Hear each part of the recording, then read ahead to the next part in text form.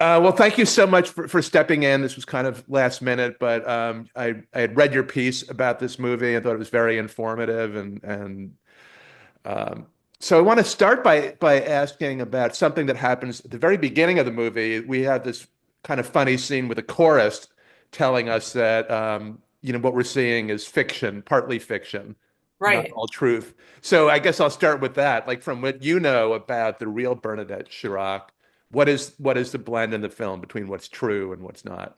Well, first of all, thank you for having me, and Thank hello, you.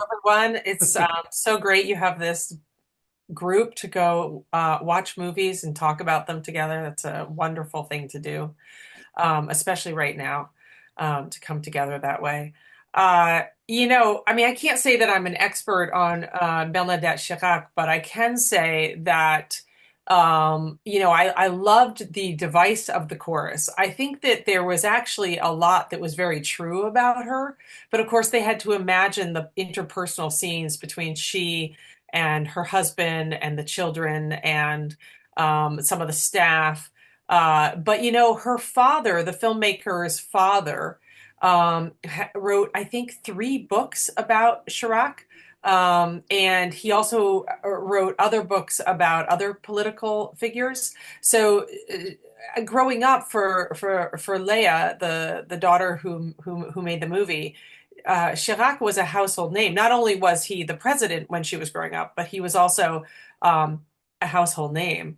And so I think there's, you know, I what I understood is that there's some truth behind a lot of it. I mean, there's an interesting scene with the driver who she gets to intoxicate himself and then gets him in trouble. And I think that was actually true, Mm, or partially true.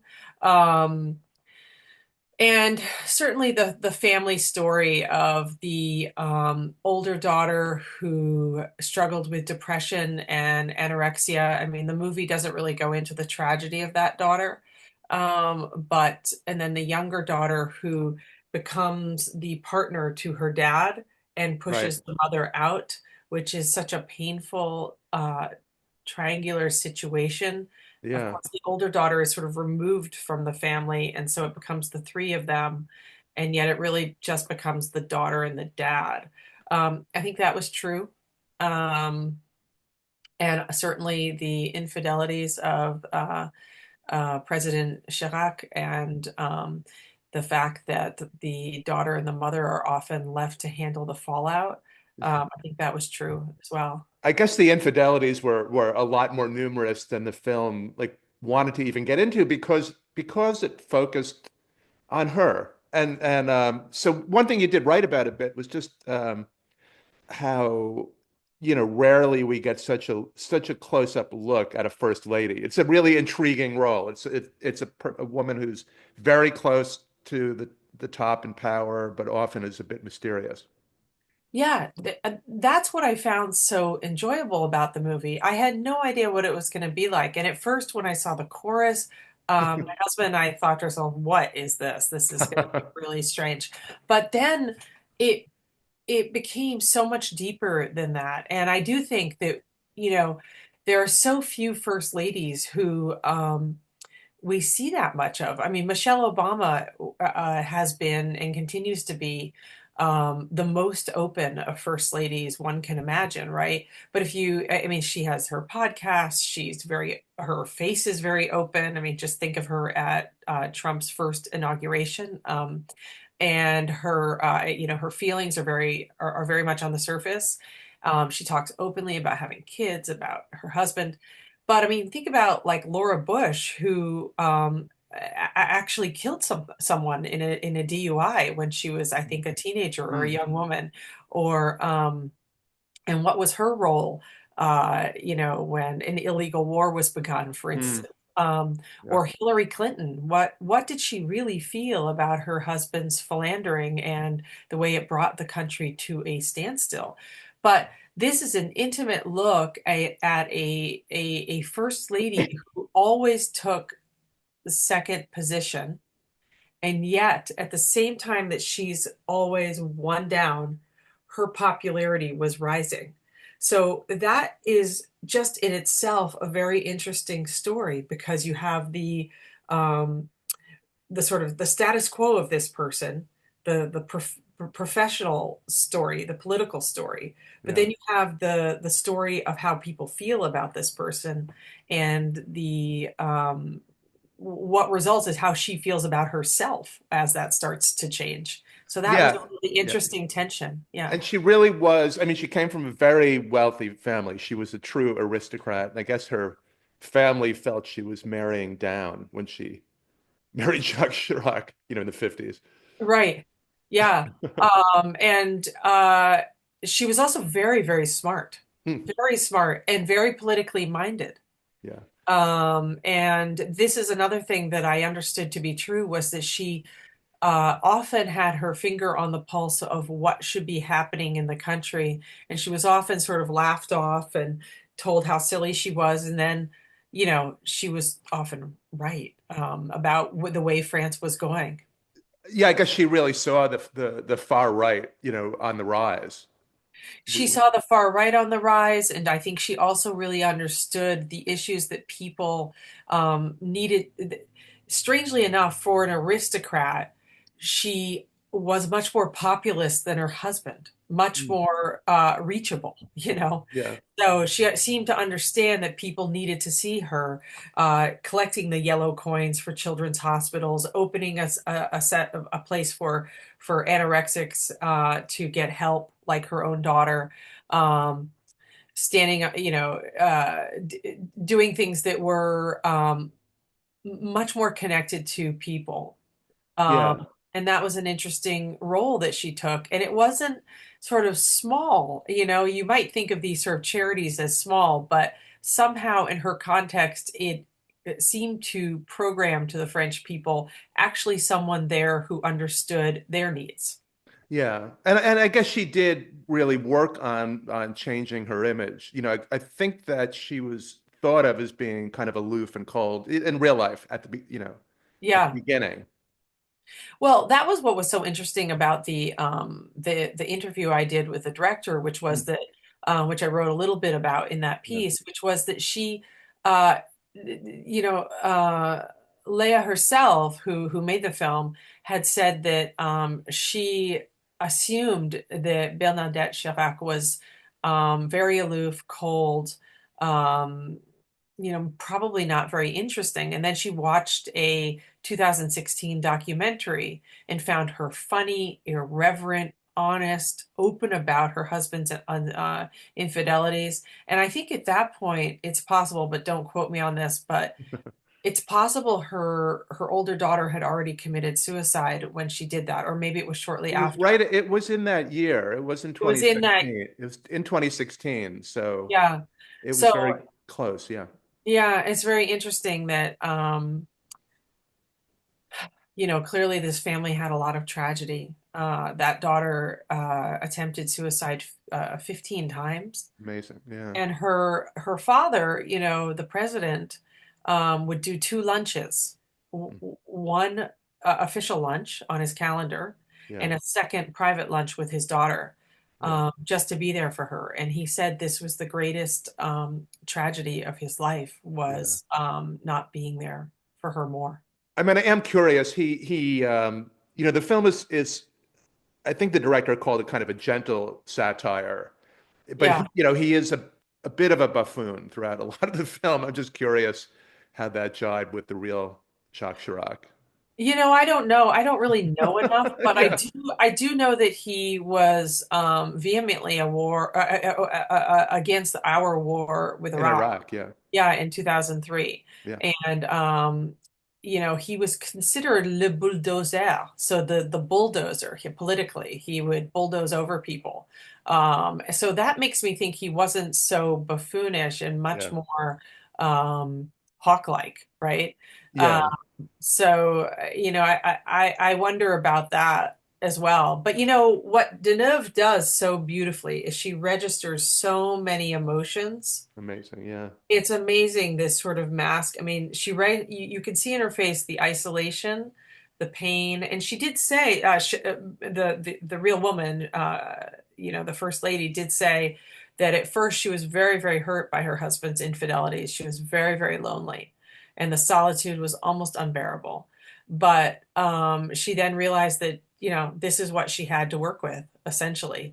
But what Deneuve does so beautifully is that she sort of paints on this mask over it, and you can see both. And I think that performance of pain and loneliness and her watching things unfold, it's incredible. Oh, absolutely. I mean, it's a treasure, to be able to watch that, and I think Yeah, it was a good choice. It's such a could be such a big story, the story of Chirac and his presidency, and the two of them, but yeah, that focus on her and the way she develops in the film. yeah. I guess you talked to the director, and I should mention the director, 𝙀𝙀𝙀𝙀 went to Columbia University. Well, she went to, I think, film school, graduate Yeah, school. yeah, right. Yes, right. Um, and I did speak with her, and she was absolutely lovely. Hmm. It's interesting to me that she took her father's passion for this president and the family knowledge, because her dad had written all these books and spent so much time mixing with various political figures, that she really understood it. It was the groundwork. So she could then take off from that to fictionalize something. It felt different. I have to say, I've read a lot of these sort Hmm. of first lady books, Hmm. and I won't sort of name names, but they're often horrible. In what way? I've always found them, the artifice of them and the sort of, well, let me explain what was really going on, and sort of the apologist tone, really nauseating. Do you know what I mean? Yeah. This desire to aggrandize this person who maybe was inscrutable. There's always something a little false and a little bit more of the writer than the actual person. It's hard to. Got it. No, no, no. They're very carefully managed, and I guess. Yeah. So Yeah. this felt instead that this was written by someone who really understood the character, and then said, but I can do these funny devices, like having a choir singing parts of this, and I can have the priest, Yeah. who is only interested in pandering to the Right. political stars, and I can make this environment and at the same time tell a pretty true story, with a little whimsy. And that's what I loved about it, is it had whimsy and it had humor, and it doesn't bang you over the head, but at the end really do feel that you understand this woman and you feel for her so deeply. I guess you talked to the filmmaker a bit about Catherine Deneuve's involvement. I mean, she was very, very hands-on and very, very, very Very involved. hands-on. I mean, so she's 81 now. Yeah. And because of laws in France, she could only work 6 hours a day, which meant that it took them a long time to make this film, and they had to be very on point, right? But she wanted to watch what's called the rushes, the dailies, the whatever they had done that day. She wanted to watch at the end of the day. She wanted to discuss them. They had to rehearse everything very carefully because they couldn't afford any time to go back and redo anything. And the director said she would go when she was getting her hair and makeup, and she would sit with her, and they would talk about the day, and they would talk about what they were going to do, and they would plan it out together. And so Deneuve was extremely involved. And I'm sure just her sage presence, honestly, was a huge asset because, of course, she's lived longer, probably had I mean, I notice as I get older, I have a different take on, say, people in culture, political figures, celebrities, whatever, and the lives that they're leading than I did 20 years ago. Mm. You know what Oh I mean? yeah, I I think we all judge do. them Yeah. differently. I judge them with more empathy, or I see pain, or understand things in a slightly different way. And that's great. It's too bad that we have to grow up as we continue to grow up until the moment we are no longer here to understand things, and we can't understand it at the moment. But I'm guessing Yeah. Deneuve was a wonderful asset, because she really, from where her advanced age, could look back at this presidency and this first lady and see the nuance in a different way than I'm guessing a director who's around my age might have. and I think it must also just have been a great endorsement for the filmmakers to have to, I guess, yeah, I think I read this in your piece, but Deneuve was a bit reluctant at first, I guess when she first was sent the script, but then read it and I really, loved it. I think yeah, she was reluctant to do a biopic, right. but not necessarily that she was reluctant to do this film. And I think she read the script and she just found the whimsy of it and the truth of it really powerful. Yeah. And I guess the last thing I wanted to ask you about, I just wanted to make sure the audience knows that Bernadette is still alive. Yeah, Jacques Chirac died in, I believe, 2019, but Bernadette is alive. I guess the filmmakers didn't really consult her or work with her, but she's around still. Yeah. I mean, I, I would be interested to know. No one's told me this part, Yeah. which is how has the family reacted? Hmm. But Yeah. this is also a family that you have to remember they were marked by really terrible tragedy. I mean, first of all, we can't minimize the constant infidelities of the father, right? Which the whole family dealt with and were often very public. Yeah. I wrote about if the movie is to be believed, it seems as though he was in Italy with his Italian mistress when Lady Diana died in a Right. Paris tunnel, right? And Exactly. Yeah. first of all, that was very painful for all of them, I think, because it was happening not just at home, but also in the newspaper. Right. And then there's this other daughter who was struggling so deeply and in so much pain, and they couldn't save her. And from Yeah. what I understand, they tried everything, Wow. you That is know. tragic. Yeah, Uh, very tragic. So with the lens of time, you really have this empathy, um, yeah. Yeah. right? Well, that's a, a down note, but Yeah, well, but it but is the movie is otherwise full of humor and whimsy, it but is.